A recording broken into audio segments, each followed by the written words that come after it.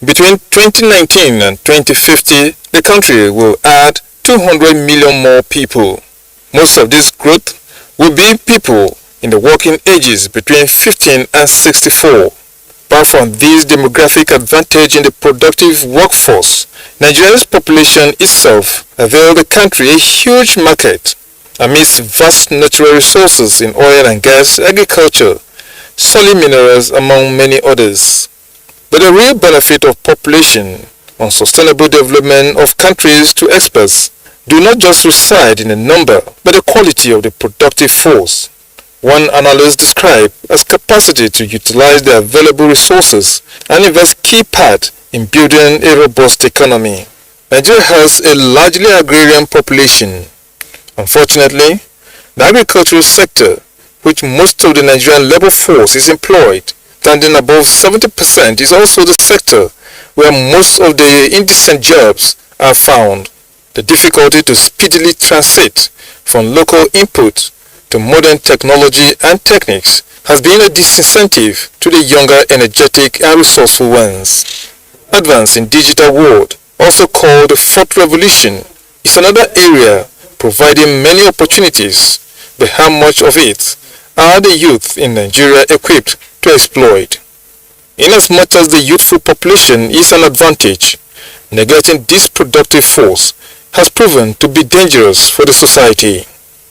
For instance, the foot soldiers of crisis in Nigeria are said to be the younger ones who are not meaningfully engaged. Though government efforts at improving capacity and providing employment opportunities for the younger generation through the Empower project, support grants and other skills acquisition programs have yielded remarkable successes, these to many analysts look more like a drop of water in an ocean. So, has the country not really carried its ever-increasing young population along since independence? What are those lapses in capacity and employment programs aimed at improving Nigeria's productive population? What are those investment opportunities? Nigeria's demography will be an advantage. Guests on Good Morning Nigeria will speak to these issues and set the pace on maximizing Nigeria's demographic advantages.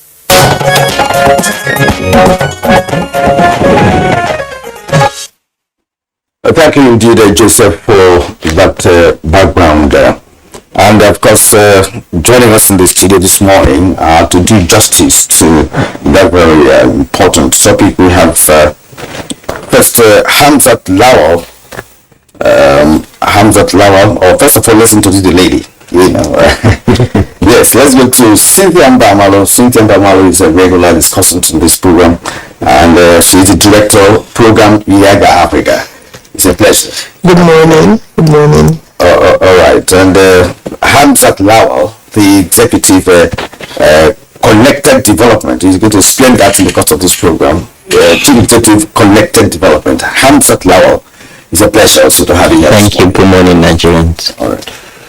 And of course, I also have a regular here, Honorable Ahmed Sajo, former Commissioner for Information and Strategy at Adamawa State. We thank you for joining us this morning. Yeah, thank you very much. Thank you so much. And we also have via Zoom from Wari, Timothy Avele, Managing Director, Chief Executive Officer of Agent X Security Limited, and Deputy Director General, School X, Cybertech and AI Academy, that is Artificial Intelligence Academy. You're welcome to Good Morning Nigeria. Good morning, Nigeria. All right, ladies and gentlemen, thank you once again for honoring our invitation. It's a very youthful setting this morning. In the time that we have Commissioner Sajo here with us. Now, let's begin by we earlier said he's coming in to join his younger ones to talk about this. Exactly. All right. But they need to know where we're coming exactly. from. They know where we ought to be. Exactly. But we're going to begin with the younger persons here with us this morning. Let's do an evaluation and a kind of assessment, of Nigeria's demographic assets, and we are focusing attention on the younger generation of Nigeria, which of course we are told, make up about 70% of the entire population, which means that there is a concentration, of a demographic that could be deployed positively and in some cases negatively as well. So let's make an assessment. What do you think of this demographic carving of the younger generation of Nigeria? Let me begin with Cynthia. Oh, yeah, good morning, Nigeria. 62 years after, and we're talking around how do we just basically demographic dividends. And I think for one, Nigeria is a blessed country. This is a rich country, beyond just blessed with natural resources, it's human resources. And our youthful population is an indication of that huge blessing that we have. And because while other countries, the reason why you have countries with immigration policies now attracting people is because some countries are struggling, when it comes to harnessing the demographic dividend within their own climate. But we are blessed with the numbers, we're blessed with the youthful energy, and you hear people say Nigeria is a young country because of that youth population.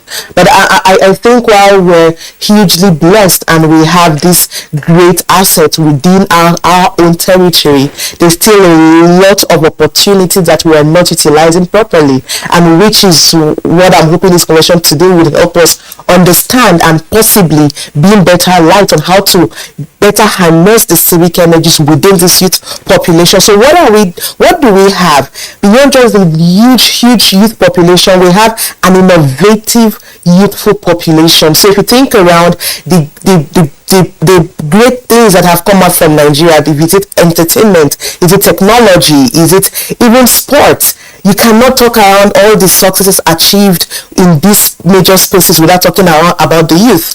But yet, this is still a country that is yet to harness the energies within this population. Why do I say so? Recently, there's this new trend of Japa. If you go on social media now, almost every young person you're talking with has an interest of leaving the country. And most of them you talk about, they'll tell you they're looking for where they can better utilize their potentials, because they do not think the system they live in would help their dreams come to life. So you see that we have this huge youth population, but within this huge youth population, there's a lot of brain drain, a lot of people losing hope, and that is a problem. And why do we think people are losing a lot of hope? Is because over a long period of time, there's almost the consistent failure of leadership to truly understand the dividends, to truly understand that they have a huge resource within them that can be utilized. And if we cannot resolve or solve the leadership question, we will continually face these challenges that we are facing, where a lot of young Nigerians believe that they have so much to give, but they also feel that the system is not creating that enabling environment for them to give in that much that they can give. But within that, we still have hope. Why? I was in Sokoto some weeks ago and then in Lagos, and I met with young people from different communities, from the 20 LGAs and in Lagos, even in Sokoto, across different local governments. And while we had a lot of young people feeling like, a lot of them were students, they've been out of school for months, and they were frustrated, like they felt that they've lost a major part of their lives just waiting to get an education.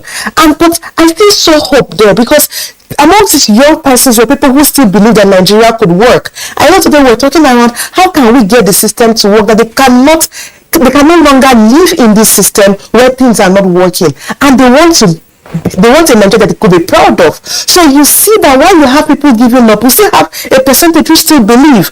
And if we cannot solve the leadership question to address the hope of this percentage who still believe, we're going to lose. And the thing is, if we do not harness the resources within this youth population, it becomes a threat to national development. And that is why what we're beginning to see, the growing insecurity, why it is easy for people to take up arms against the state, is because when the state is failing to meet their needs, they no longer feel allegiance to the state. So it's easier for anyone to give them arms, and they will take it up, because to them, the state has failed me in different respects. So if you think around it, we have a huge resource within us, but we are failing to meet the needs of this huge resource. We are failing to turn them into reasonable assets for national development, and it is a question of leadership, because consistently leadership has failed to get us to where we need to get to. We would really interrogate that further as we move into the program and then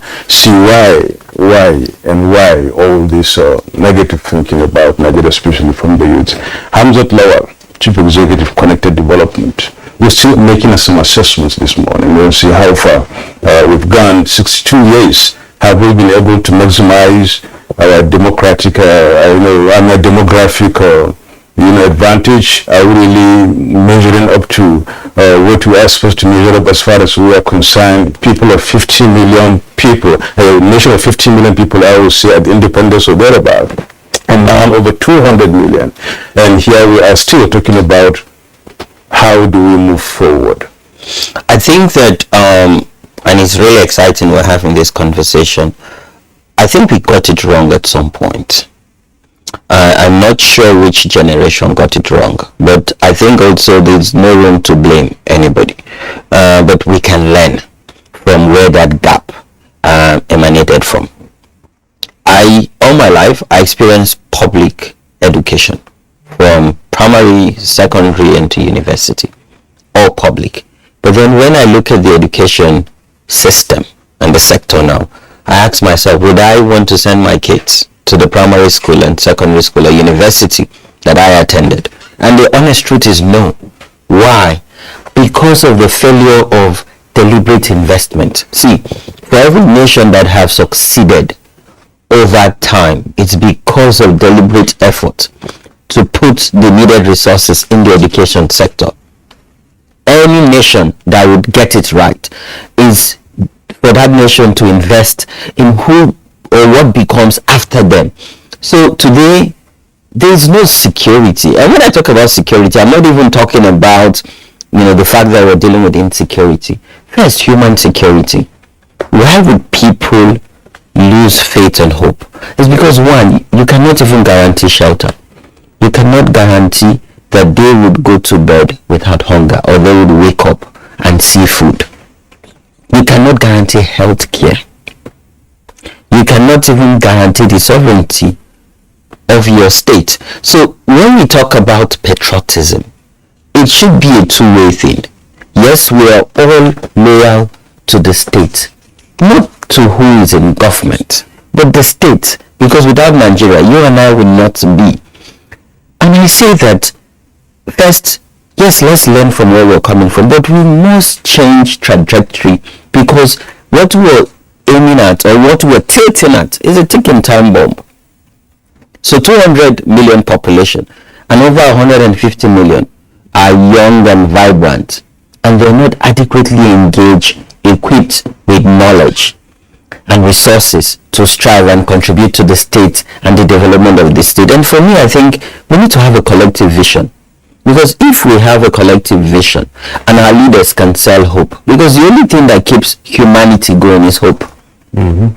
If people lose hope, then they would, of course, look for what is possible, even if it's taking arms against the state. But we need to look at ourselves and say, what is our collective vision? What can we identify that each and every one of us, irrespective of our belief and differences, we can connect to? And if we can do that, probably we can come together and work together, because it's not only for government to get it, it is for each and every one of us. Even if you're civil society, your media, your private sector, your elder statesman, each and every one of us have a role to play. Both the woman selling at the roadside, and the man with suit and tie in an office space. If we play our role decisively, then that action would connect, and then Nigeria can continue to blossom. When we travel across the world, people don't care what religion or what faith or what region we come from. First, they say, you're from Nigeria.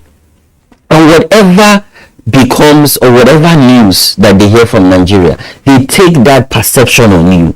They don't understand, yes, the local context. So to them, it is about Nigeria. Whatever you do, or whatever impression you make, it is also reflecting on your country. Mm-hmm. So for me, it always should be Nigeria first, but each and every one of us must agree that we should connect to a vision that encompasses justice, fairness, and equity, where there is intergenerational solidarity. Oh, okay. I like that. Intergenerational solidarity. I like to recall what Dr. Nambaziki, the first president of Nigeria, said in 1982, that the problem of Nigeria is planlessness and poor execution of policies and what have you. And he said this in 1982. We are talking about 2022, and we're still struggling with deliberate policies, implementable policies that can establish a master plan that will impact on the younger generation of Nigerians. We've had Ministry of Youth Development over the years, but when we ask what has come out of this ministry in terms of developing some templates that could lead into proper engagement of the youth, which of course these youths are talking about are different categories of youth in the first place. There are educated ones, there are not educated ones, there are all those who are also in different trades, artisanal trades and what have you. Okay, let's bring in Timothy Avele here, MD, CEO, Agent X Security. I think you're also a younger person. I don't know your age, but I believe you are within the bracket that we're talking about. You're already a CEO. I would like you to also give us your own assessment, of what has happened to this demography we're discussing, and how administrations after one another could not do something tangible to ensure that this group of Nigerians are gainfully engaged. Your thoughts? Thank you very much. As the speaker of nations, other speakers, the greatest resources that we have in Nigeria is not oil, gas, as many we assume, but is youth. There is no way that Nigeria youth does not excel in the world. We talk of private security, we talk about agriculture, we talk about science, in all fields. All Nigeria youth need is just an opportunity, an enabling environment. If you recall some time ago, not quite long, the government reduces the fee to establish a business name to just 5,000. I can remember a lot of youths, they use the opportunity to have their businesses. And like today, one thing that the government have done very well is that someone can register a company, a business name in just 48 hours, and the company in just maybe 1 week. So that is a good policy that can enable and engage the youth. So, but there's not enough policy, let me say, and enabling environment to really prepare this youth to do more. And like some of the speaker have mentioned, this energy now is now being used for bad activities like Yahoo, insurgency, kidnapping, and all that. So if those in charge can channel these resources deliberate into something useful, in the next 2 years you can see that Nigeria will start reaping greatly, even more than the oil and gas that we are depending on today. Okay, thank you so much, Timothy Avele. I hope I pronounced the word in the name, properly. But if I'm not waiting for corrections anyway, I misheard you. Let's hear from you. The other three, young people. Sure, yes. At least from the beginning, you said you were coming in to join. You know what my grandson told me. What did he say? Small boy. I just asked him. I said, he said, what are you to me? I said, I'm your grandfather. I said, you can't be grandfather. Mm-hmm. Where is your white beard? Where is your walking stick? So he thinks the grandfather must have white beard and laugh. But this is no perception. Let's look at it this way. Mm-hmm. My son here mentioned having a shared vision. You cannot have a shared vision if you don't have shared values. Mm. What are the values we share in this country? The concepts he's talking about, the fairness, justice, equity, do we share them? Does justice and fairness mean the same thing to me and you, do we share values of that nature? Let's be very, honest with ourselves. We indicted ourselves even in our constitution. You said the cabinet must have one person from every state, meaning if you don't have somebody from your state in the cabinet, you will not be protected. So even the concept of nationhood, we've killed it ourselves by our own admission, that people cannot rise above provincialism, looking at themselves from a particular place. Now, this is one aspect of it. In all honesty, if there is anything that is very positive about this country, it's the exploits of our young people. Go to anywhere in this world. If you sit down in a pub or a bar and they are playing music, they cannot play 5 without playing a Nigerian music, whether they understand our language or not. Recently there was a medical conference in London, and one of the songs they put was Buga, and white men stood up and were doing this. So the young people have been a very positive influence on our country's image abroad. So we are not. But what have we done? Let's be honest with ourselves. He's talking about not blaming anybody. I'm telling you that my generation have failed this country, and I'm being very, very honest with it. We have a population that is growing from 50 million to 200 million or above. But we have our industries dying. We have our infrastructure dying. We have countries that we started with had their railways. We had to kill our railway midway. Countries we started with, let me tell you, Cameroon here, Issa Hayatou had an accident as an athlete. He could not go back to athletics. So what did he do? They wanted him to learn football administration. Where did they take him to come and learn that football administration? To Nigeria. And he rose to become acting FIFA president. When Saudi Arabia wanted to establish Saudi Air, they came to Nigeria to learn how to run an airline. Where is our airline? Dead.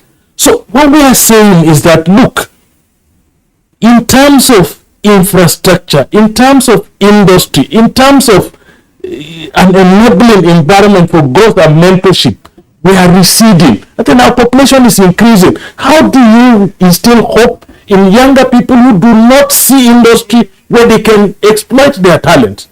We took a young man, Jelani, from General Motors. He was doing well. He excelled. He made name the world over. We brought him to Nigeria. Tell me, what name has he made for us in Nigeria? Because the environment for him to maximize his capacity does not exist.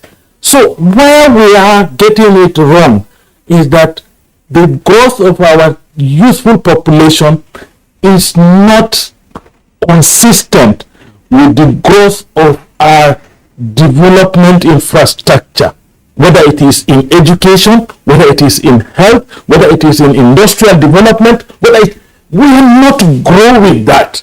When I was growing up, if you go to Kaduna, the textile industry alone was far higher as an influencer of livelihoods in Kaduna than the government. Today that textile industry is dead. That textile industry is what gave us Adams Oshimole.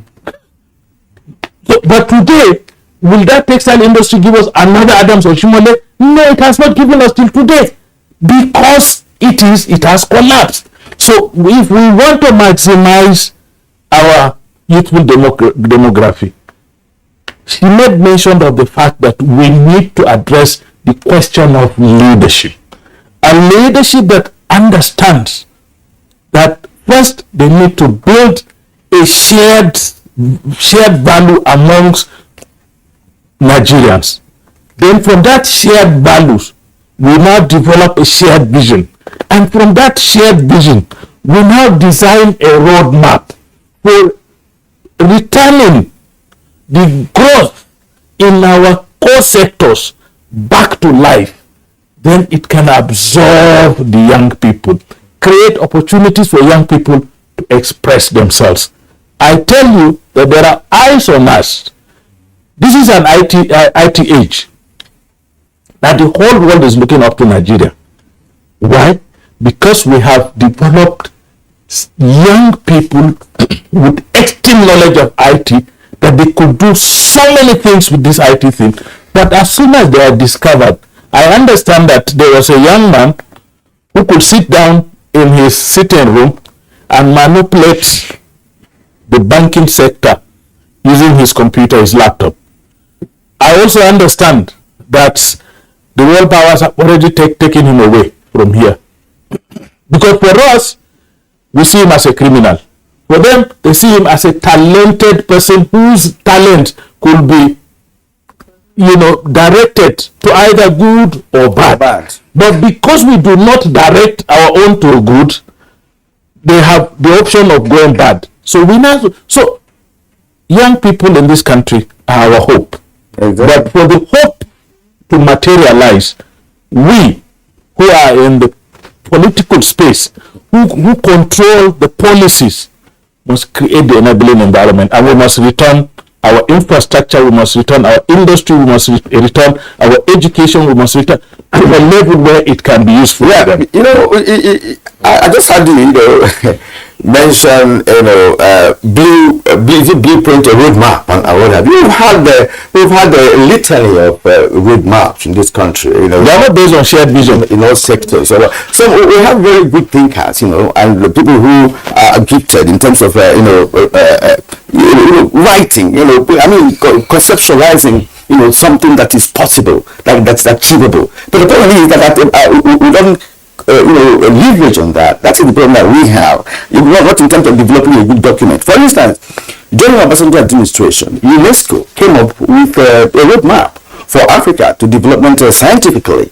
It's a package by UNESCO. Now, what happened? And they meant it for Africa. Now, Nigeria organized it in the first place when Obasanjo was in power. What happened? When the document came out, I was still covering, science and tech at the time. Now, Nigeria failed to adopt that. This was over 10 years ago. But countries like Sierra Leone, countries like Senegal, Egypt, and 2 other countries adopted that. And they are implementing it till date. But we have not even started ours since Obasanjo left power. So that tells you that we're not lacking in the documents that could lead to something positive for the younger generation of Nigerians. You have mentioned people who can use computers and all that. In the course of this program, I'll let you know more of Nigerians who are in very sensitive positions across the globe. One of them is also part of those that control the airspace of Australia.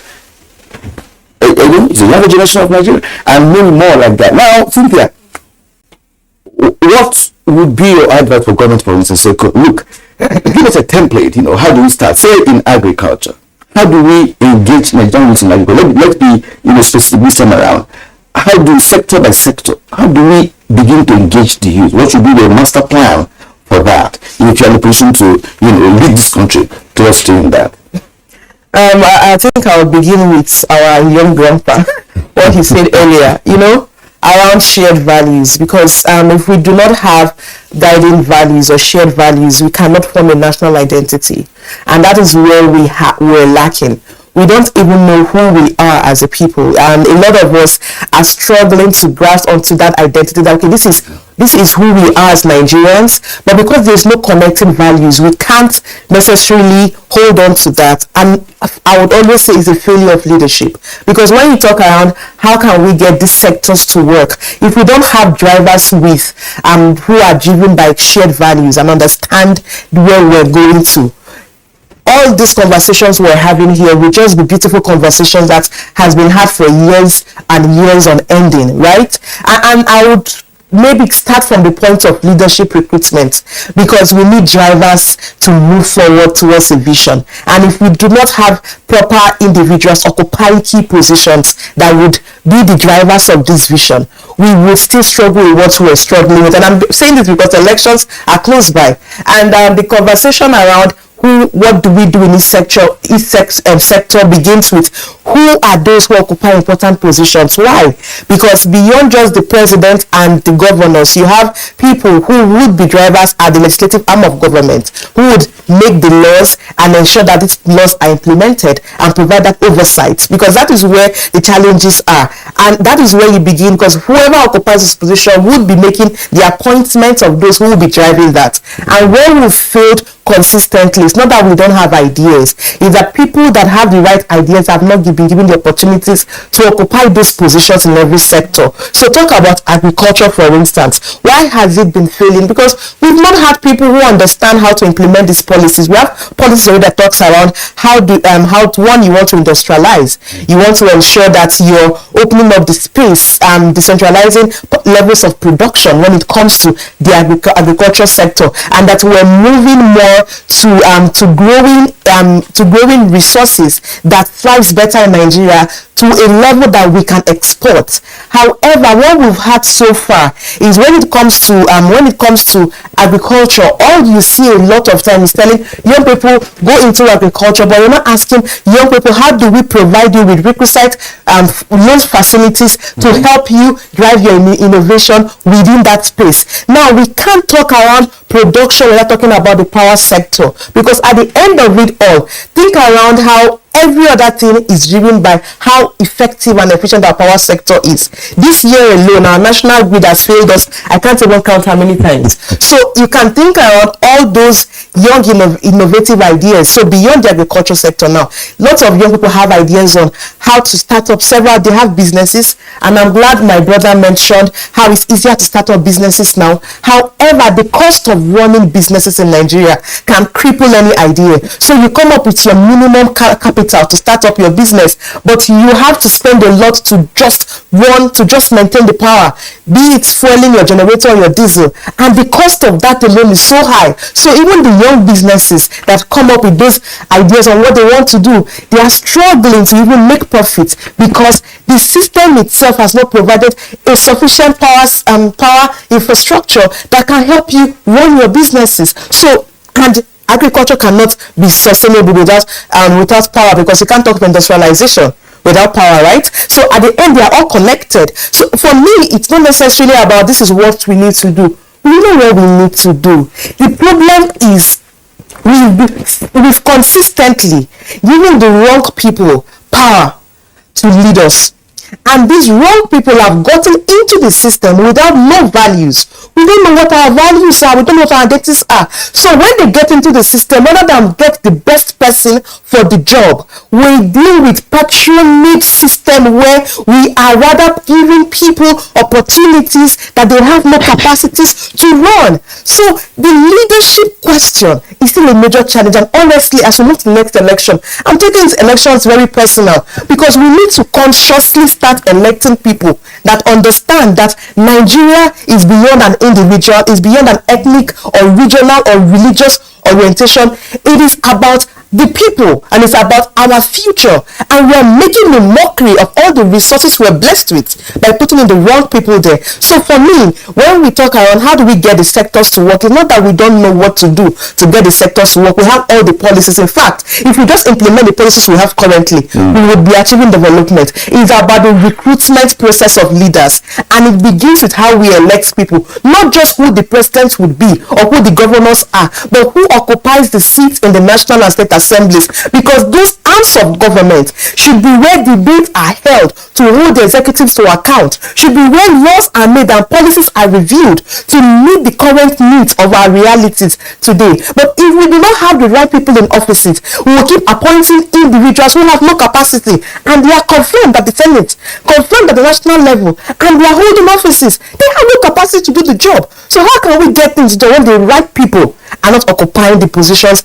where they need to get the work done? Okay, essentially, it seems you're bringing us back to not too young to run.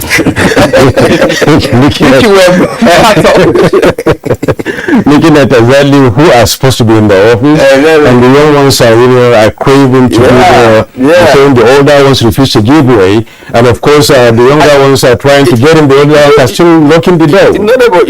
What you told me a long time ago, that look, the people are looting at the moment, but those who are warming up to loot are more in number than those who are looting at the moment. So even if we give it to you, are you sure they're coming with the right sense of... Whatever it is, anyway, I'm looking at the situation you connected to agriculture, and given the background you gave about how we've been failing over the years, and even without anything anymore as per say policy or strategy, what we have on the ground is enough for us to move forward. Looking at our peers as a nation, those who came along with in the 60s and those who even came after us, as Alice rightly pointed out, have gone far ahead of us. Some come to this country to come and pick policies and decisions and ideas, leave, go and look them, and then they are far more ahead.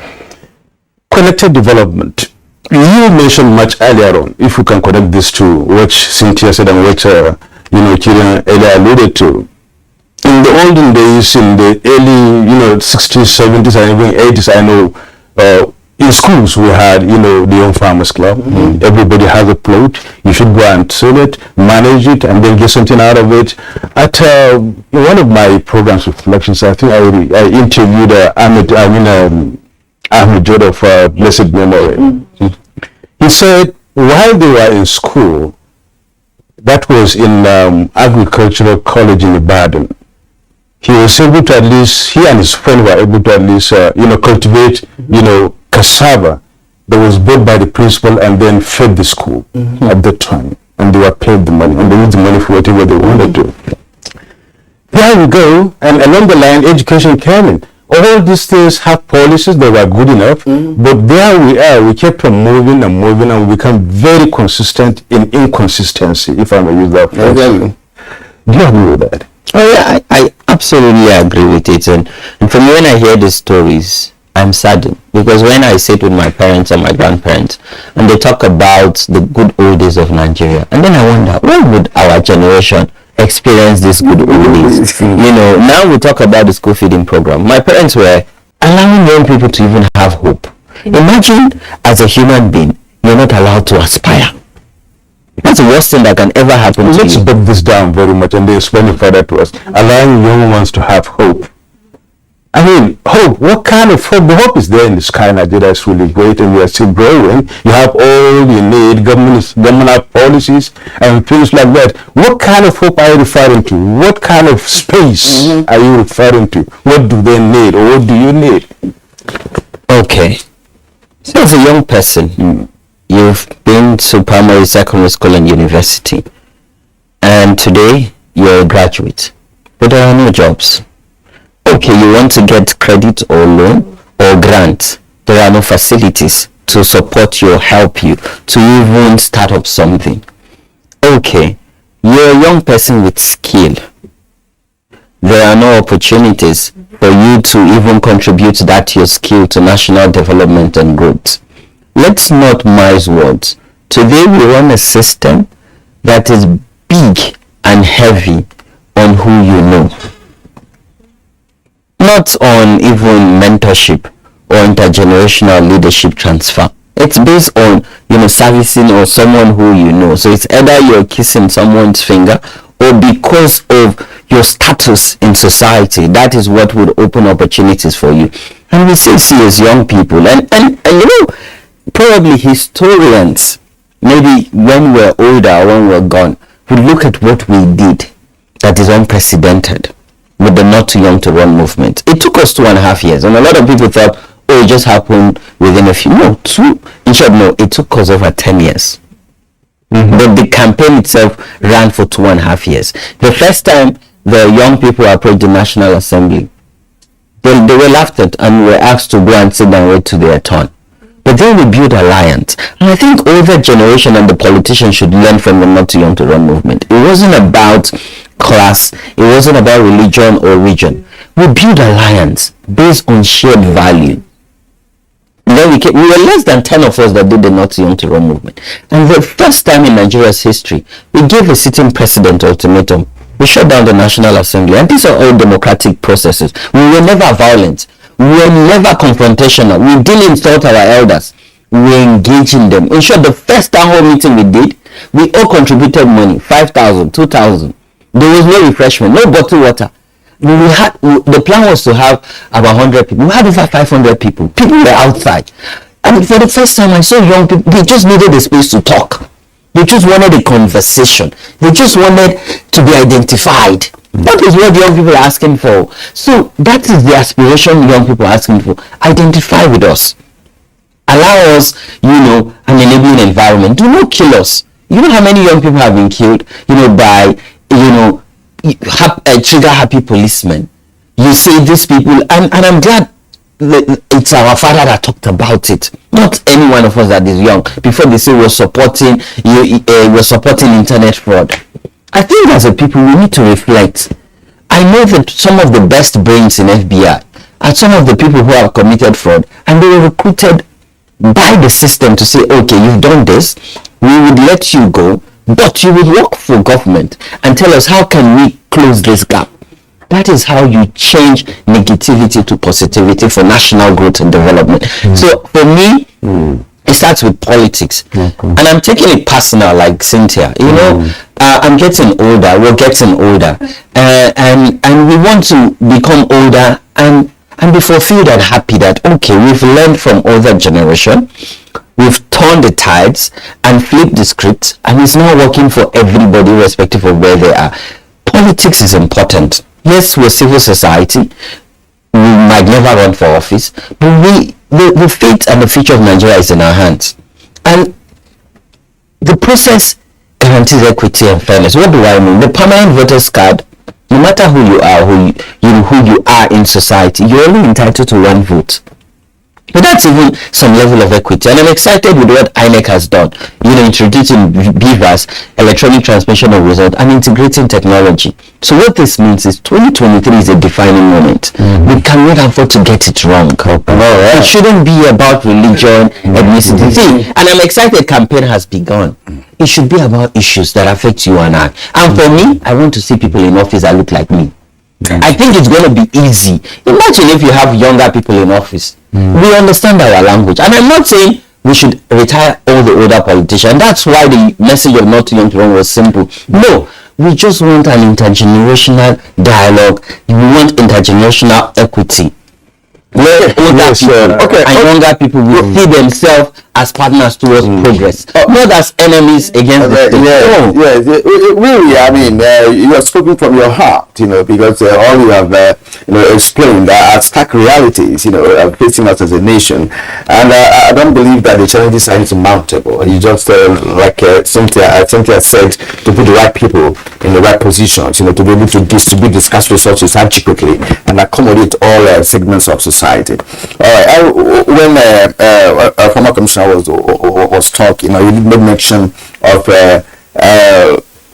textile industry producing a certain personality in our society, and that personality also got to a level in terms of you go to the highest echelon or higher echelon of governance in this country. Yet we expected that textile industry will be revived based on the fact that he understands what happened or how he benefited from that. Many Nigerians would have been benefiting from textile industries across Nigeria. What about cotton farming and what have you that will feed those the industry itself? It's all about not sustaining continuity in some projects. When the president of African Development Bank, Dr. Akinwumi Adesina, was the agricultural minister, he introduced cassava bread. He introduced, having access to fertilizer without going through the the middlemen and what have you. That was the first time farmers began to, access fertilizer without the middlemen. And all of that, got to a stop. Many youths were engaged then, especially, cassava bread processing, which will of course taking some younger generation of Nigerians. That didn't happen. Okay, let's go to Timothy Avele, who also said that things are easier in terms of starting business and what have you. Let us know how that can be extended to other youths, to benefit from that. And what are you thinking in the direction of developing a new template that could accommodate the demography that we're discussing this morning in other sectors of our national life? Like my colleagues have mentioned, it is very simple. It's very simple. For federal and state to take up the challenge. Like I mentioned, what is needed, just a phone, a laptop, and perhaps cheaper data. That's what the youth needs. You just think the money resources that EFCC spend to investigate, arrest, persecute these fraudsters. Imagine if there's an agency that have half of that fund to identify youths with special talents and then incorporate them or expand their knowledge to others. Or imagine these bandits in the forest and they are trained on cyber opportunities. Like in India, an Indian person can be working for a US firm and some other Asian countries. We call them cyber farms. And don't take anything. You can train an illiterate like a bandit. You can train him within 6 to 12 months and he can become a useful person. Not only to Nigeria, but to other parts of the world. In fact, such one can even be living foreign forests, through tax and all that. So they need, like we said, enabling in BSc, how the PhD and how that. But what can you do with that certificate? What can you contribute to the economy? I have a to interview someone that has a BSc in computer science. I said, okay, assemble this desktop. You don't know how to assemble a desktop. So I was wondering, what do you spend 4 years in university to learn? So we should de-emphasize certificate education. Rather, we should give quality education. For example, for youths now, we can't think of, say, okay, go and farm like as we were doing within this time, go and farm. But imagine that you can incorporate artificial intelligence into farming. You can use drones to monitor the crops and so many other things. Make the farming to be interesting because now we are in a digital age. So make it interesting. And somebody mentioned about hope. Yes, the youth need hope. But imagine you want to train somebody for maybe 12, 13 years before he start working. There's no hope there. But if somebody is to learn 6 to 12 months and it can become something for himself and the community, the issue of banditry, crime, all this will be reduced. They have mentioned a lot of things that we have the policy, but the problem is implementation. And like I've mentioned, and some of my colleagues have mentioned it, it is true to fight crime. But when they use this knowledge they have, it pushes them. This knowledge they have, if there's no place to implement it, then of course, the next thing is crime. The other day, the CFCC arrested 2 persons that have Yahoo School in Benin with their students with laptop and phone. Just imagine, why did they attend that school? They know that when maybe 2-3 months, they can start making money. So we can capture those knowledge. The states, from states, you can create enabling environment. Maybe in cities, you can have what we call cyber farms. All you need is come with your phone, come with your laptop. There's a free internet there. There's a place you can charge your phone there and maybe small refreshments and start they collaborate and create things. If you know what Nigeria youth can do, because part of our work we monitor the cyberspace, and believe me, So when it comes to cyber, so this should be have many years to do this. Within some few months, train them and they can start producing not only the entire economy. So education, we talk about education. Then we also talk about support from the government. There should be support in policies, in the working environment. Then of course health.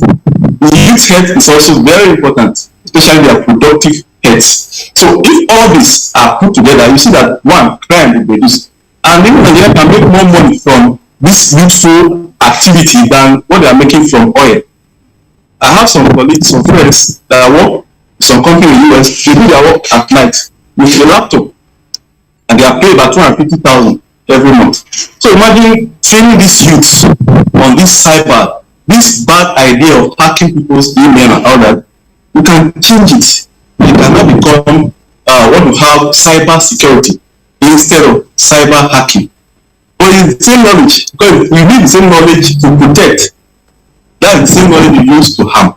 So it's like one of my colleagues mentioned, let us transform this knowledge now to something useful. The federal government can make it billions of dollars, because we have, like what we mentioned, 70% of the populations, they are these youths that are ready to work. So the government, you don't need plenty of big buildings, and no, let the data rate be cheaper. Phones, maybe they are assembling it here in Nigeria. Laptops, they can be subsidized. These are what the youth need now. So if they are going to farm, also, what do? Let it be interesting. Like somebody rearing cow, there are technologies you can use to monitor your cow. If somebody comes and steal it, you don't worry yourself. That car can be tracked anywhere, even if it's across Nigeria. So why don't we train them? So look at, see what you can benefit. The bandit, look at what you can do within 6 months. And once they start seeing that, they can communicate with people outside the world, outside Nigeria. You see that they become useful to themselves and to the society. So let us not just wait that maybe until the new government start today. They don't need anything from us, but what they need is what they already have. Thank you so much, Timothy Avele. Your point has been made, and of course we thank you so much for that very important point. The crux of the matter is that the fingers have been pointed at the government circles, the older ones, and of course those people who have been ruling Nigeria since independence debate, and not giving people like Hamzat Lawal space to have some hope and aspirations, and even taking a little bit of leave from, or rather one leave up with the money he has from Timothy. It's open, he says, an open world. Nigeria cannot be excluded from the technological, race, which of course are fast moving in, and harnessing really that knowledge and expertise of Nigerians is very, very important, especially by states and governments and every other interested individual who rather move to, places with that. We will take a break. When we come back, we'll look at where exactly can we fit in this very idea of simplicity in business as being put forward by Avele here. Is it really necessary? Is it really achievable, given the fact that Nigerians have the resources, the capital, human resource capital, the land, the resources financially and everything we have. The only missing link is the determination, the spirit to move it by those who have the powers to do it. It's Good Morning Nigeria. We'll take a break now. Stay with us.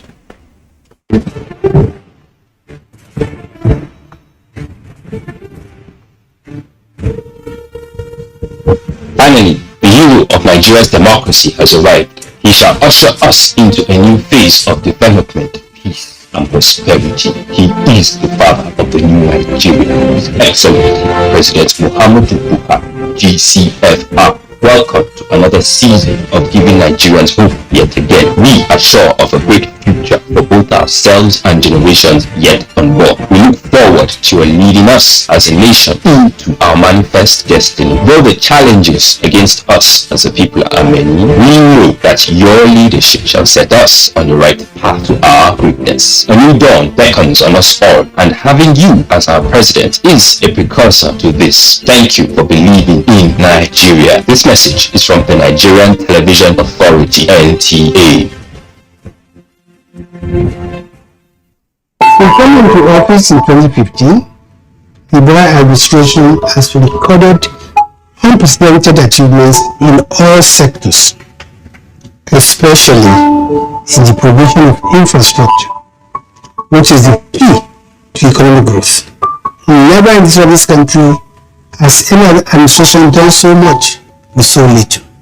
Recall that when this administration came into office, the price of crude oil, which provides for 80% of Nigeria's military revenues and 95% of foreign exchange earning dropped drastically, thus reducing the amount of resources available to the federal government. In spite of this, the administration has continued apace with massive infrastructure development. This message is from the Federal Ministry of Information and Culture.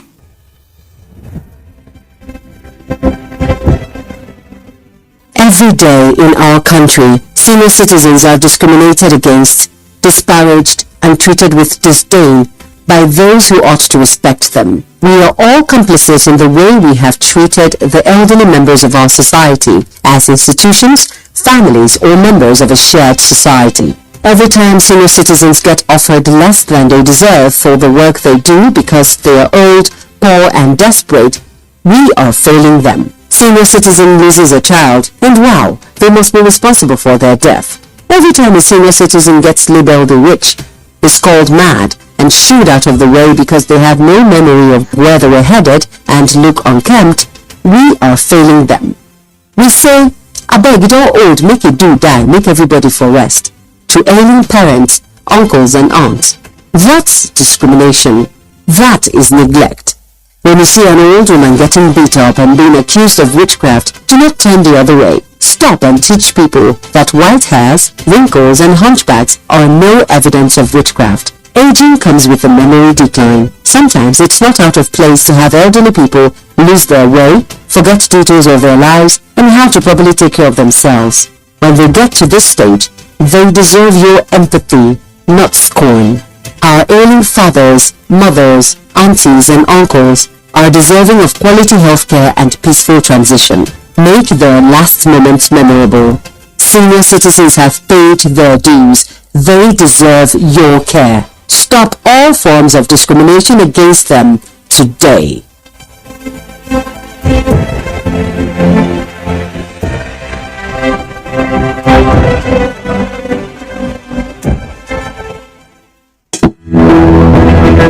The counsel of our fathers. My advice to these young people is please do not take us back to those harrowing days.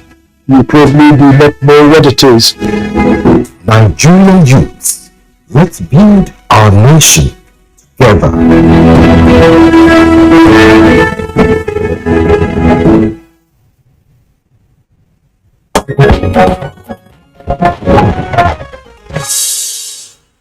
Alright, welcome back. Still watching Good Morning Nigeria, the network service of the NTA. We are dissecting, how the demographic structure in Nigeria can impact generally on national development. And we're focusing on the younger generation of Nigerians who constitute a greater percentage of the entire population of over 200 million people. A lot has been said this morning concerning the capacity of the youth, capability of the youth, and of course on the other side of it, of course, the criminal aspect of this younger generation of Nigerians who have, giving up, who say, look, things are not working. The system is not working. Cynthia mentioned earlier of some individuals who have traveled out of Nigeria because the system is not working. I have very close friends also who have done that. Even one of them whose son could not gain admission into the university because of the ASU strike. He's not saying, look, I'll go and borrow and take my son to Canada to go to school. Yes, just yesterday. And I was wondering, how could he do that? A lot of money is involved. He said, no, but this guy has been at home for over 6 months now. So is he going to continue like that? His younger ones are going to beat him up, so he wants to advance the elder one and what have you. So this as a result of system collapse or failure or system dysfunctionality, if you like. Okay, now let's get back to former Commissioner of Information, Ahmad Sajo. You've had these younger people, and we have all traced our challenge to inability of those in power to turn the tide. What can we begin to do now, to correct them normally? I mean, as we don't have to run away from challenges. We have to devise means to ameliorate any deplorable condition. What should we start doing by now? Let me start by very sincerely feeling sad for younger people. I have children and I converse with them Even when Hamzat was shedding tears, talking about a very bright future for Nigerian young people, one thing basic is that what he said that is very germane to our discussion is that he has never lived in a good Nigeria. So he doesn't even have a template of what is a good Nigeria. When we were in school, to become a student union leader, you are assessed as to whether you are conservative or you are progressive, whether you are revolutionary or you. Today, to become a student union leader, you are assessed based on the cult you belong to and your connection with the outside society, where people bankroll your campaigns. And so we have polluted even the young people. That's one. Two, my little daughter here had been talking about politics and elections. We have a high level of poverty in the country, and we have a transactional politics in place. When you mix these two, your leadership recruitment would be hard to get the right people. I am a product of a leadership recruitment that defied the norm. When I was nominated as commissioner, the entire political system in my local government and my state, he is a witness, came and said, look, I cannot be because I'm too strict. The only thing that made me commissioner was that there is a section in the constitution, 194 subsection 5, that says if a governor takes your name to the House of Assembly and it stays there for 21 working days without a return, you're automatically cleared by the constitution. Otherwise, I wouldn't have been, because the House said I would not be, because I was too strict. Honest, probably, whatever that straight meant. Now, my dear little daughter, you cannot, lawyers will tell you, you cannot build something on nothing. Here we are, in a country where our entire institutional framework are broken down, where you do not have institutions that carry your vision, whatever that vision is, forward. You have very powerful individuals with provincial mindsets that have made all institutions also provincial. That's why you need to know somebody to make inroads. Under that circumstance, you cannot have progress. That's why our infrastructure, fiscal, power, roads, whatever, collapse.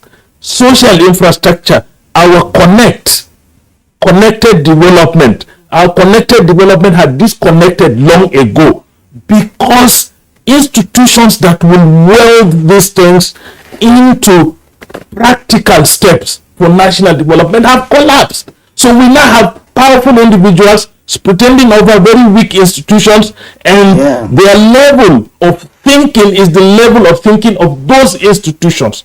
So if their capacity is, like my brother would say, selfish and self-centered, then the operations of the institutions of state are selfish and self-centered, and so they will not be available, to create a space for everybody, so that you do not drive hope from that kind of opposition. That's where we are.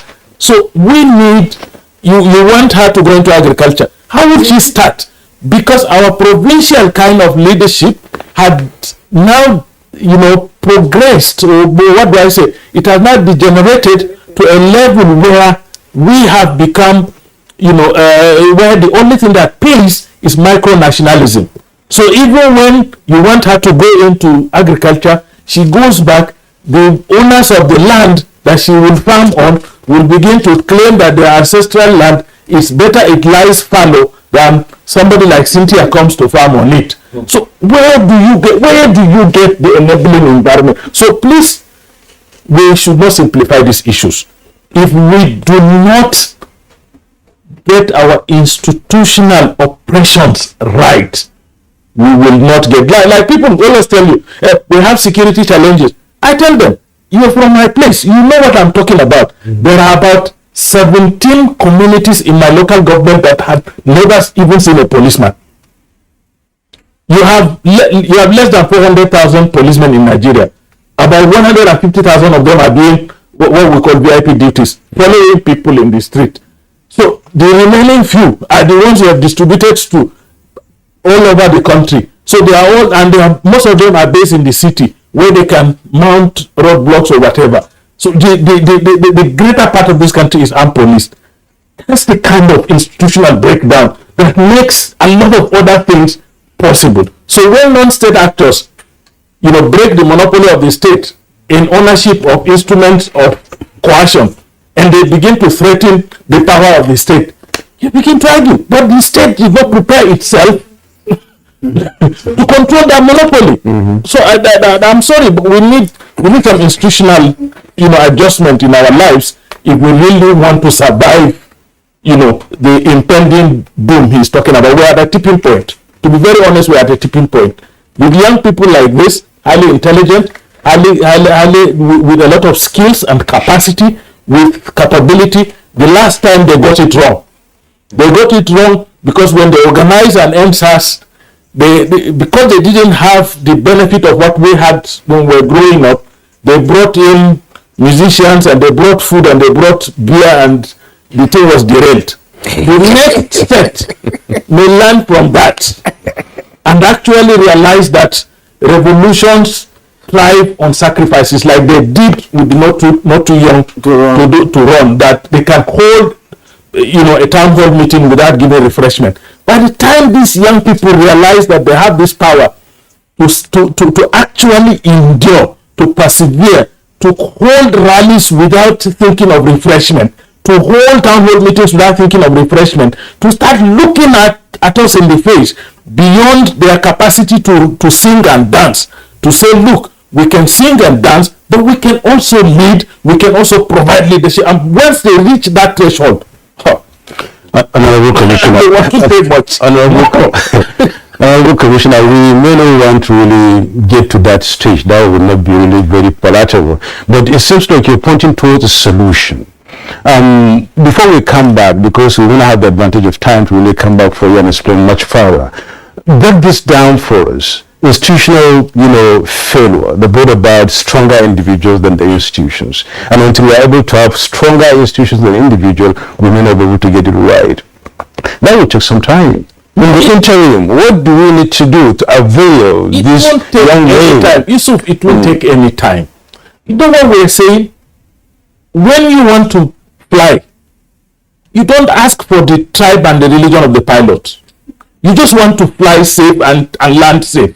When you go to the hospital and they put you on the hospital bed, you don't want to ask about the tribe and the religion of the doctor. You want to get well. When you send your son to school, you do not ask of the tribe and the religion of the teacher. You just want your child to be taught well. When you take your child to learn a skill, an apparent skill, you're just looking for the man that can impart the best skill in that child. Why are we not using those same value orientations in determining who we give to go and lead us? Who would use that value in the sense of knowing those who are in power may not really want to have those values? They were talking about having to change their mindset. There are people older than people like you that will not want these changes to come around much easily. So we're talking about NSAS or something like that in the future, not too young to run. It took them 10 years before they convinced or rather started, campaigning. 2.5 years before we got them known. All right, it will take them another 10 years before they really make impact. By the time maybe 50% of those in power must have gone. Revolutions don't take this long. We don't want to make a revolution here in this place. I don't want to do a revolution anyway. When you talk about revolution, it must not be a violent revolution. You can have a revolution of the mind. You can have a revolution when it comes to voting. You can do some certain revolutions without really being coercive or being destructive and what have you. But revolution is a positive step. There are many nations today that are great nations of this world. There were revolutions in those countries before they got to where they are today. They have history. We have history of all those nations. But okay, now you talked about the police being less than 400, and 150 of them are doing special services, so to speak, you know. And the rest of them cannot man Nigeria or police Nigeria properly. You know, you see, you talked about institutional failure, which is very glaring. Because just a few weeks ago, we were talking about recruitment in the police, and the Police Services Commission picked quarrel with the police authority. It's been happening. They've been in court some time ago. Someone said, what is going on? Just to recruit police, and we need to recruit this younger generation of Nigerians. They need these jobs, and they're mostly graduates. Put them in the police, put them in the military, pay them well. And of course, they are beginning to employ, you know, and what have you, and you know, other institutions and stuff like that. So, Cynthia, you know, I mean, what should be done or can be done to begin to recruit youths in certain institutions or agencies that are not performing very well with respect to, you know, being underpopulated, with people who don't even have the capacity to deliver? What can be done to reverse that trend and begin to employ the younger ones in very sensitive ministries and agencies like the military, generally police, air force, and what have you? I believe that first you need to focus on what we call the 3 C's. We use that also in assessing the kinds of people we need as leaders in the multi-entry movement: capacity, competence, and character. And I think that is where we're lacking, because we have opportunities that are not occupied by the people with the requisite capacities and competencies. So we talk about the Nigerian police force, but I don't want to get into that conversation, because when we talk about effective policing, we need to truly, as a people, think around how do we devolve or better decentralize policing itself to effectively provide efficient security in Nigeria. And what we have now, the current system cannot effectively provide efficient policing in Nigeria. Whether we're being honest, whether we want to be honest, it cannot. About 300,000 police officers in a nation of over 200 million people. Think about just deployment to 774 local governments alone. We don't have sufficient, and the fact that it is still centralized,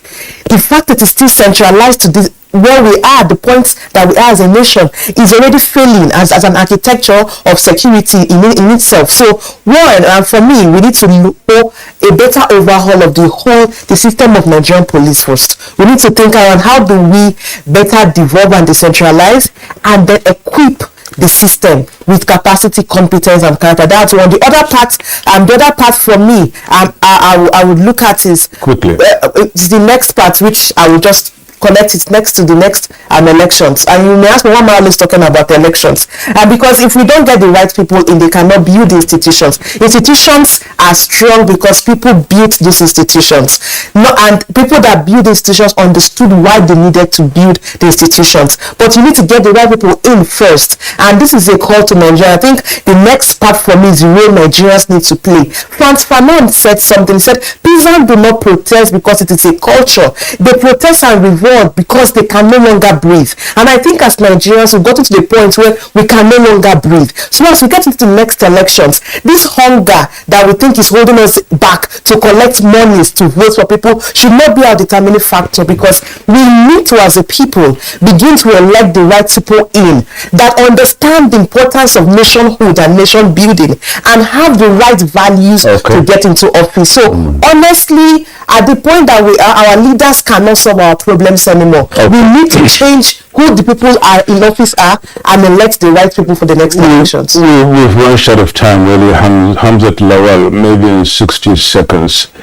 Do you see the 2023 elections as a window, to make the change we require? That's the only option we have. We must create a window, even if there is none.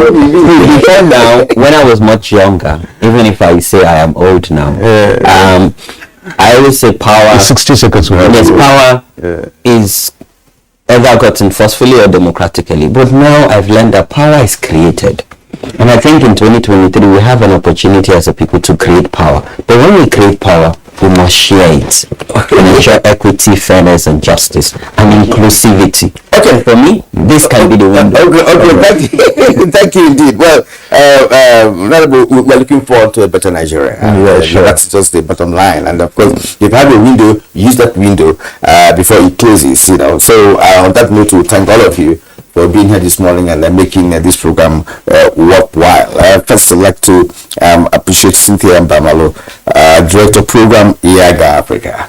It's been wonderful talking to you this morning. Hamzat Lawal, Chief Executive, Connect Development. I want to belong to this. Just like exactly. Thank you indeed for coming here this morning, Hamzat. And Honorable Ahmad Tajo, former Commissioner for Information and Strategy, Adamawa State. You are part of us. Yeah.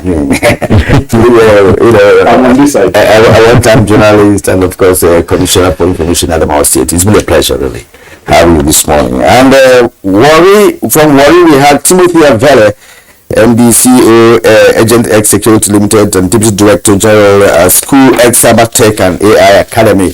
I hope you will extend what you have learned to others. Well, that would be very, very profitable. Thank you indeed for sharing your time and your thoughts with us this morning. All right, now, sports. All is set for Nigeria's Super Falcons and Japan to clash in a senior women's international friendly match in Kobe on Thursday. The delegation of Super Falcons, which left Nigeria on Friday, has arrived in the Japanese town of Kobe, where they take on 2011 world champions Japan at the Noeviro Stadium, Kobe, on Thursday, 6th October. The date falls within one of the FIFA Women International windows for this year. Nadeshiko Japan, which is the alias of the women's national team of Japan, are rated 13th in the world. Both teams have clashed only once at competitive level at the 2004 Olympic Women's Football Tournament, in which the Super Falcons pipped the Nadeshiko 1-0. However, two back-to-back friendlies in 2013 were won 2-0 each by the Nadeshiko.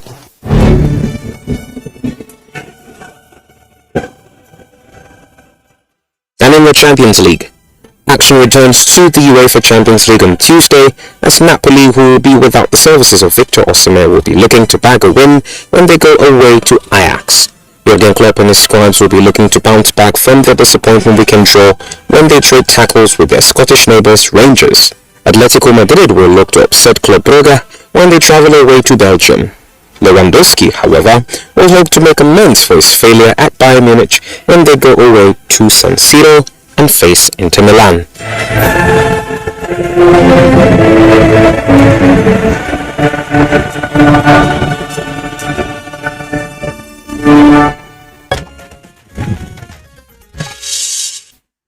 And that's Good Morning Nigeria for you today. We thank you so much for joining us. Join us again tomorrow as we continue to revolution on this video platform. I'm Yusuf Olabus.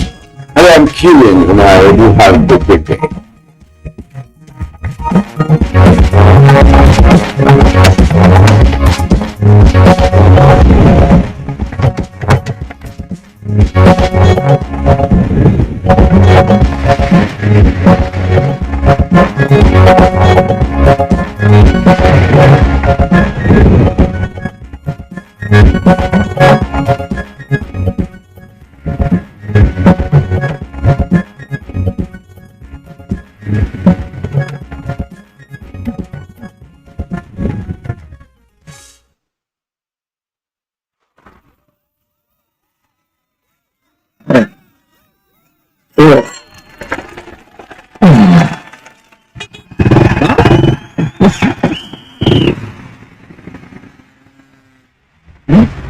Latest entrant, latest technology. Welcome to Intel 4G LTE Advanced and experience super fast internet access today. Visit intel.com.ng or any of our stores in Lagos, Abuja, and Port Harcourt to get started. Intel. Learn more.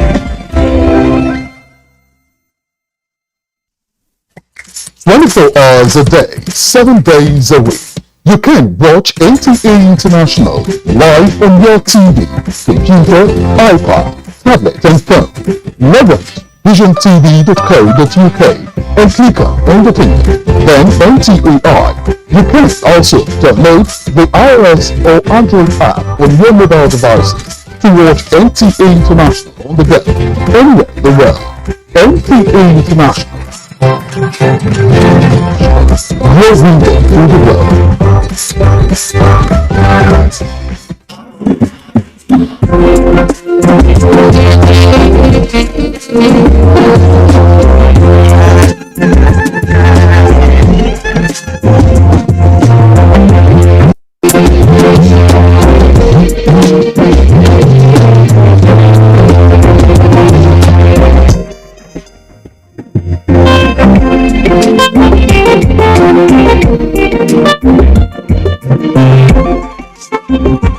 Our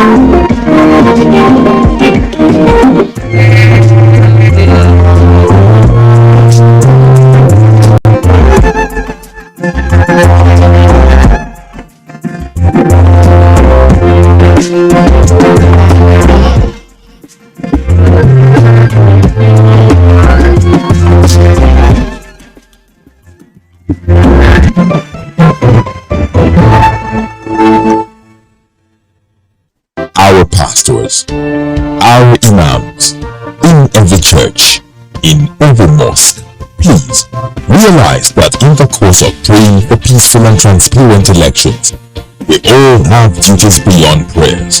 If we want a stable society before, during and after the elections, what should you be saying to those that worship with you? All Sundays and all Fridays, you are saddled with the responsibility of bringing up good generations. It is therefore your duty to prove.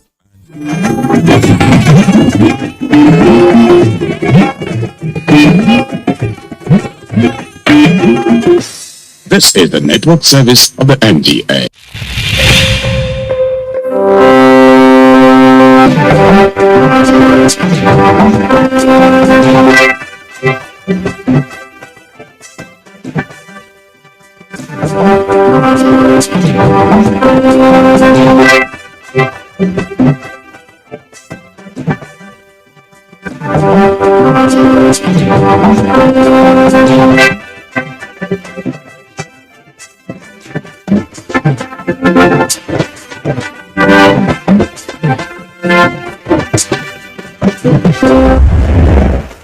Hello again and welcome to Sports Reel on the network service of the Nigerian Television Authority. I'm Badi Adeleye. As always, we're reaching you from the ever beautiful Moshood Abiola National Stadium, Abuja. With Nigeria's 62nd independence anniversary still very much in there, some golfers have decided to mark the celebration in a special way. And of course, we'll be taking you behind the scenes of women's football in Nigeria with the under-17 girls, the Flamingos, preparing for their campaign at the FIFA Under-17 World Cup in India. We also bring to you more interesting stories in the world of sports. So, you're welcome.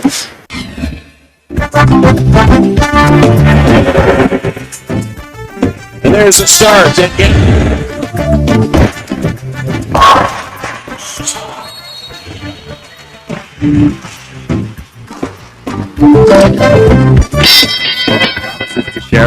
It's up that way.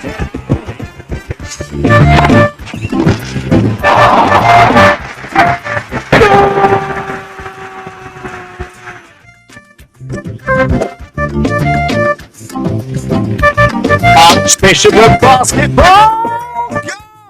He hung on that net like a stalk up a tree. NTA Sports 24 brings you all sports, all time and all day. Tune in to watch NTA Sports 24 on Star Times Channel 270, Star Sat on Channel 434, Free TV on Channel 731. NTA Sports 24, where sports thrive. Alright, let's begin with football, as there is a new man in charge when it comes to football administration in Nigeria. We're talking about the Nigeria Football Federation, because after weeks and months of speculations and reports, court cases and many other things, we finally had the elective congress of the Nigeria Football Federation last Friday. That was the 30th of September 2022, with Ibrahim Musa Gusau emerging the new president of the Nigeria Football Federation, succeeding Amaju Pinnick in the process. Gusau, before his emergence as the new president of the NFF, was the chairman of FAs and the board of the NFF. Alright, still talking football. The Nigerian under-17 girls, the Flamingos, are in Turkey preparing for the FIFA results.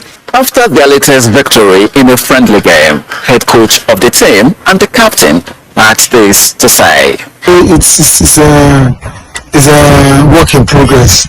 You know, it's a build up for whatever we might have done during the qualifying matches, and then when we resume back to come for the World Cup proper, we played some couple of matches before now, and I remember one of the boys who played against ASA Arena was a 12 man against the boys. So we look at that size, but this is female team with their own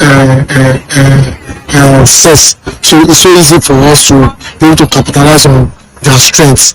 And because you know that sometimes they joke with the ball behind the first line. So what we need to do is to put force on them. So our attacker was pressing on them, and as all of that will capitalize on that mistake. So it's a good thing for us coming all the way from Nigeria to Turkey and playing against a Premier side, a big team like that, and we want them. It's a good development, and though you have won the match, it's not that the team is perfect yet. Okay, atmosphere has been very nice. We come into another country, a nice atmosphere, and the training has been great too. Alright, you played a friendly match today against Sassari Girls, and you won 3-1. How do you rate the opponent you played today? I would say they are good side, they're a good team. They had teamwork, they know how to keep the ball, but we were a better side. That was how we were able to win the game. So that's it. Okay, in the scale of 1 to 10, how ready are you for the World Cup? I'll give us a 9. So when we get to the World Cup, we'll make it a 10. Have you been able to study any of your opponents? You are playing Germany, New Zealand, and Nigeria. Have you seen any clips of your opponents, and have you been able to study their game plan, their games, and know how to attack them when the World Cup picks up? Oh yes. We've watched a lot of their games, which is Germany, to be precise. They are our first match, so we've watched a lot of their games and we've studied them a lot. And the coaches has given us instructions and been working on how to play them. Alright, still talking about the women's national teams, this time the Super Falcons of Nigeria, who are now in Japan ahead of Thursday's friendly with the Japanese women's national team. Do not forget that the Falcons are using the game to step up their preparation for the FIFA Women's World Cup. And of course, the Super Falcons recently returned from a US tour where they played 2 games with the US women's national team. This time around, Coach Randy Wardrum and his team say they are very much ready to get a result against the strong Japanese side. Now, in the spirit of Nigeria's 62nd independence anniversary, Omoyele Onobun has put together a report detailing and assessing Nigeria's achievements in the area of sports since independence. The importance of sports to Nigeria's unity goes even beyond the country's 62 years as an independent nation. Aware of its relevance, successive governments have toed the line in ensuring that Nigeria's flag flies at global competitions. Nigeria's participation in single sporting competitions like World Championships of several sports have equally brought glory and produced famous sportsmen and women. Presently, some Nigerian athletes have stamped their authority in various sporting disciplines, with the likes of Ese Brumen and Toby Amoson leading the pack.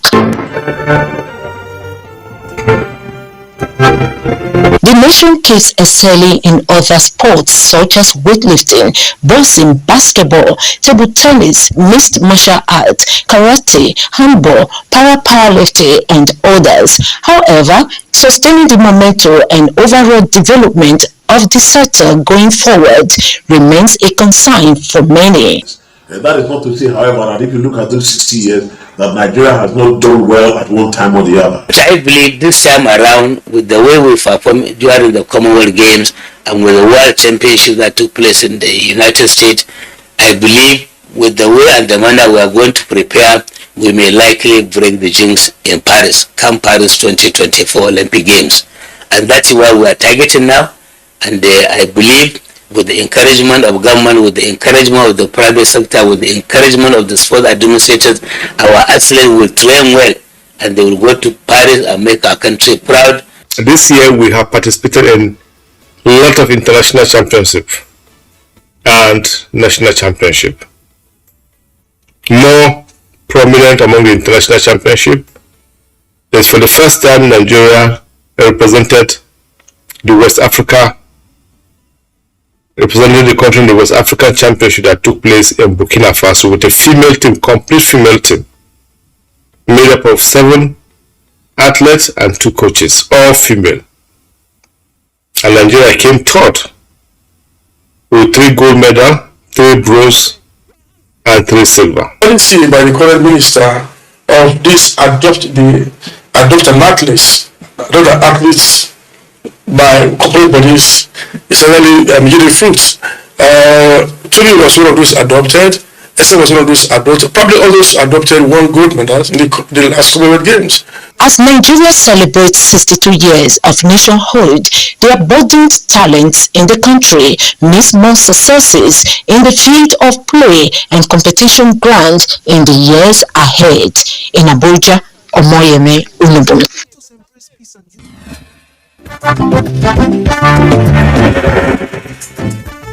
And there's the start again.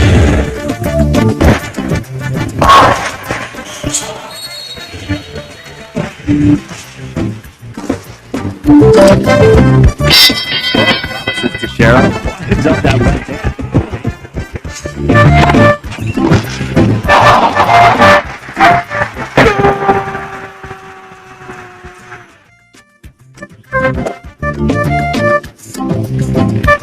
Archbishop of basketball. He hung on that net like a stalk up a tree. NTA Sports 24 brings you all sports, all time and all day. Tune in to watch NTA Sports 24 on Star Times Channel 270, Star Sat on Channel 434, Free TV on Channel 731. NTA Sports 24, where sports thrive.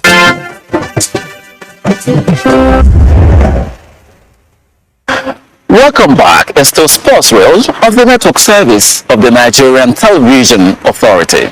Now, Akwa United Football Club defeated Katsina United 2-1 in a friendly to commission the new Eket Sports Stadium in Eket local government area of Akwa Ibom State. John Paul Alumino reports that the construction of the standard football pitch is indicative of the state government's desire to develop sports at the grassroots.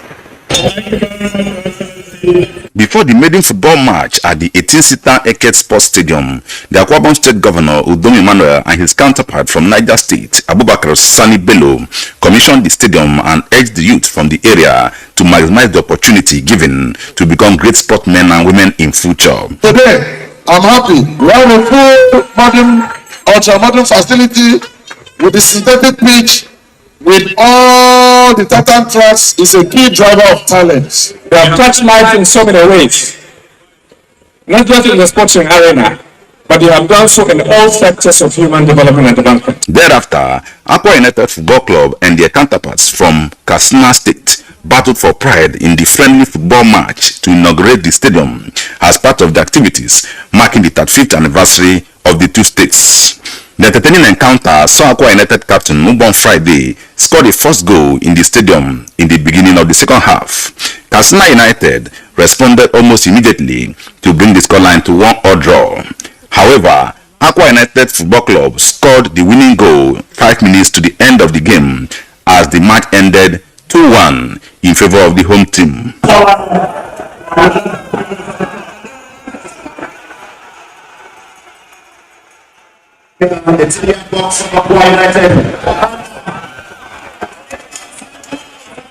Already I'm happy to come here to congratulate Akwa Ibom State for 35th anniversary.